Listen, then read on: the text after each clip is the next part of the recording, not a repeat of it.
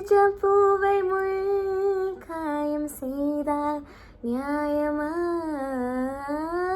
பேசி பேசி என் உடல் என்ன தீருமா? இளமினேல் வாழ்வதில் இன்பம் இருந்தும் இல்லை என்பது துன்பம். அஹிம்சை முறையில் நீயும் கொல்லாதே. தந்தர கண்கள் சொந்தம் சொல்லாதும் தர கண்கள் சொந்தம் சொல்லாது. இதயத்தின் மொழியால் இப்போதே எழுதுங்கள் பல்லவியே.